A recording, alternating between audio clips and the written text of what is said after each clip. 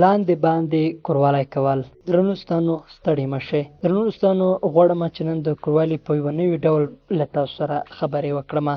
په دغه ډول کوروالي یغولو کې خوند ځکه زیات وي چې خین له بیخه یا خیره ورننوځي.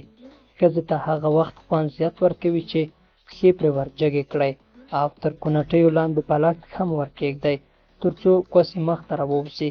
دغه ډول کوروالی د بلاربېدو یا حمل نیونې لپاره هم ډېر ګټور دی. همدارنګه په دغه کوروالي کې په اسانۍ سره خوځښت ترسره کېږي.